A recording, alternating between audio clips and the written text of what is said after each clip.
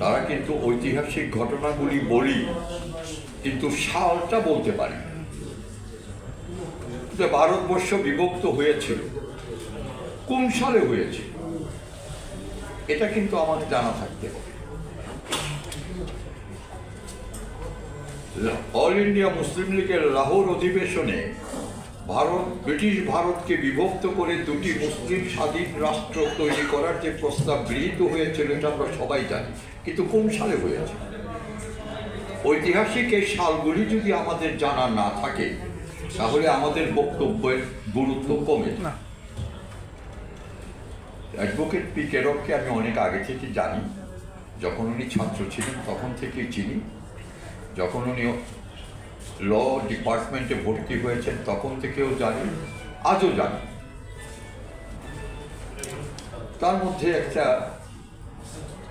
অদ্ভুত প্রবণতা আছে জানার এবং মানুষকে জানানো। এবং আরেকটা জিনিস বলি যে তার মধ্যে অনেকগুলি গুণাবলী আমি লক্ষ্য করেছি যেগুলো অনেকের মধ্যেই নাই। উনি বইটা লিখেছেন, আমাকে দেখিয়েছেন, আমি যতটুকু আমার জ্ঞান আছে আমি ততটুকু কারেকশনও করে দিয়েছি, সংযোজনও করে দিয়েছি। বিষয়টা হলো এখানে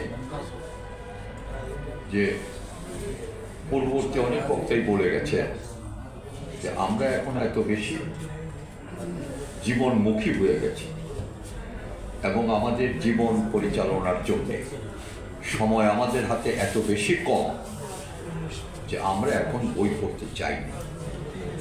আরেকটা বিপজ্জনক ঘটনা হয়েছে যে ইন্টারনেট সার্ভিস চালু হওয়ার পরে আমরা কিন্তু সহজে বই পড়তে চাচ্ছি না, কারণ প্রয়োজনীয় তথ্যটা আমরা ইন্টারনেট থেকে জেনে যাচ্ছি।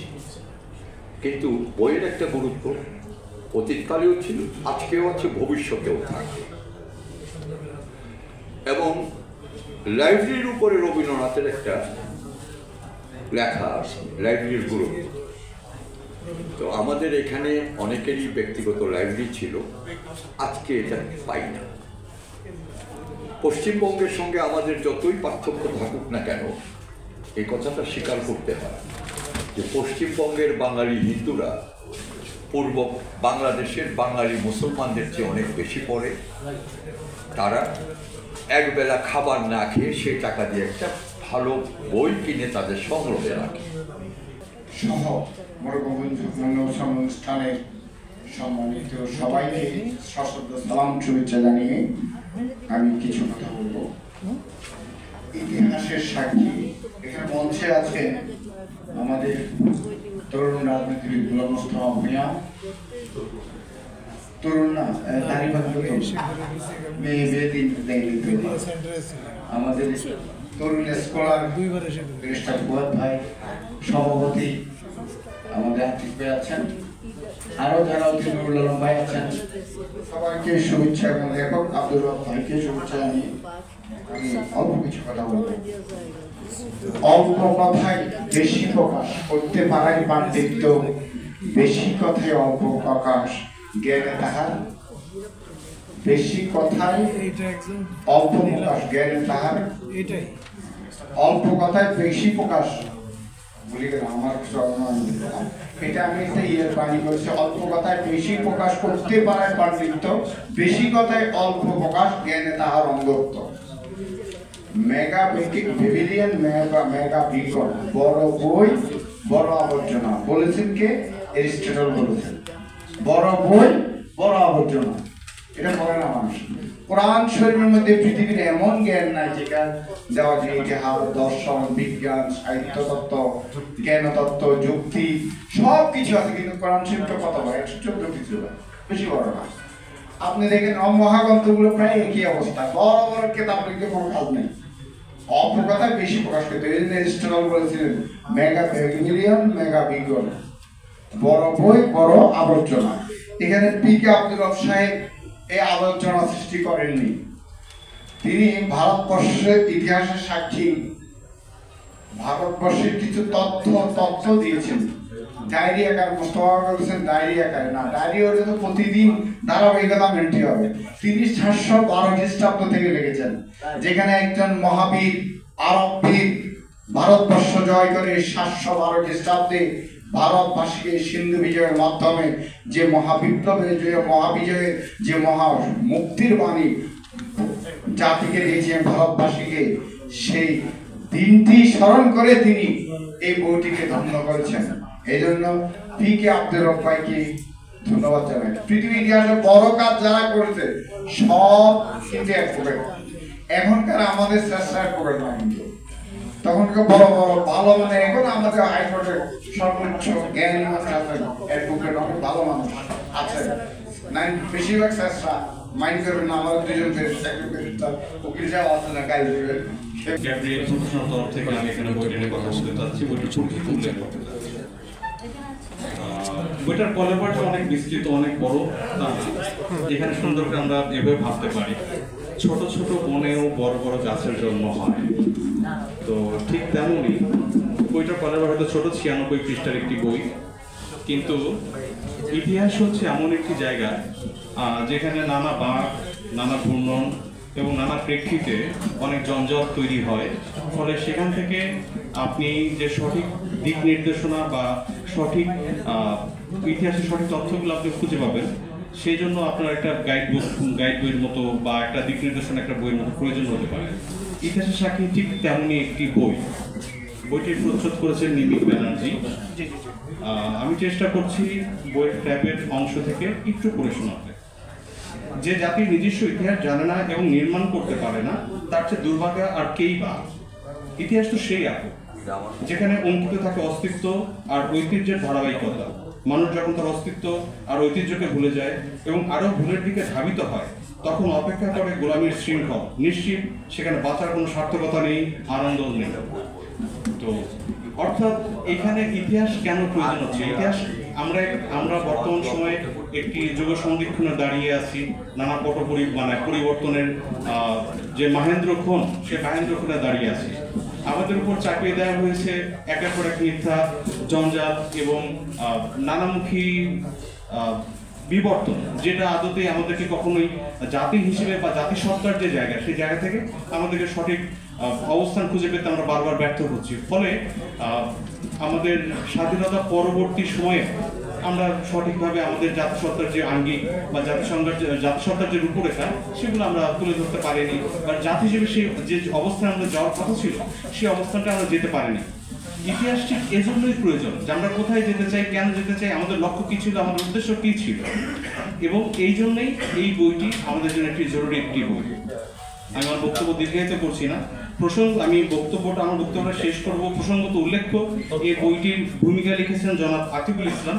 ওনার ভূমিকার শেষাংশ থেকে কিছু অংশ বিশেষ উল্লেখ করে আমার কথা শেষ করছি। বাদশাহ জহিরুদ্দিন মোহাম্মদ বাবর প্রতিষ্ঠিত ও বাদশাহ আলমগীর শাসিত মুঘল সাম্রাজ্য আজ বিলুপ্ত, কিন্তু বাবরনামা ও ফতোয়া আলমগীরি আজও পাঠক সমাদৃত। ব্যতিক্রমী বিধায় ভবিষ্যতে টিকে থাকা গ্রন্থগুলোর তালিকায় অ্যাডভোকেট মোহাম্মদ পি.কে. আব্দুর রবের ইতিহাসের সাক্ষী গ্রন্থটিও অন্তর্ভুক্ত থাকবে বলে আমার প্রত্যাশা।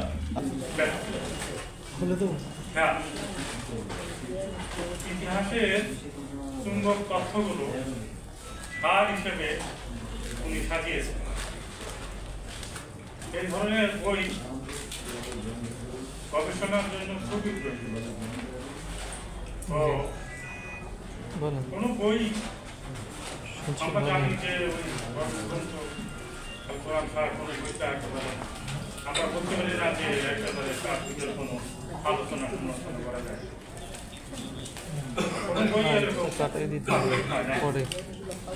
এই বইটাও এরকম আমরা পারফেক্ট করতে পারি না। আমি কোনো বিষয়ে কথা না বলে আমি লেখককে বলেছি যে কিছু কিছু কথা আমি বলবো, যেগুলো আমি আমার চোখে পড়েছে। এগুলো যদি আপনি লক্ষ্য করেন এবং এগুলোকে উন্নত করেন, তাহলে চমৎকার। ইতিহাসের গবেষণা, ইতিহাসের বই, মানুষ এখান থেকে তারা পড়বে, তার তথ্য নেবে এবং সেগুলো তারা আলোচনা করবে কিংবা বইকে তারা ব্যবহার করে। সেজন্য ইতিহাসের কোনো কথায় গল্প মানে তথ্য বস্তুনিষ্ঠ হতে হয় এবং লেখক এটা যথাসাধ্য চেষ্টা করেছে বলে আমি লক্ষ্য করেছি। তা সত্ত্বেও কিছু কিছু বিষয় আছে। একজন বলছিলেন যে ওইটা ওইভাবে লিখতে হয় তো অনেক বড়। উনি ব্যবহার করেছেন, তারপরও কিছু কিছু জায়গায় রয়ে গেছে। আমি তার হয়ে বলতে চাই যে এই সমস্তগুলো ইচ্ছা করে। যেমন 1912 সালের দিকে মোহাম্মদ বিন কাসিম সিন্ধু জয় করল, ভারতের মুসলমানরা আসলো। তারপরে সুলতান মাহমুদ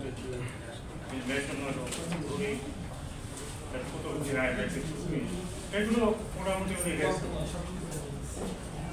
মুঘল বাদশাহ বাবর এই কোনোটি কিন্তু একটি একটির সাথে ওতপ্রোতভাবে জড়িত। আমি আমার বংশকরণ আমার মধ্য দিয়ে শুরু আর আমার সন্তানের মধ্য দিয়ে শেষ, বিষয়টা কিন্তু এমন নয়।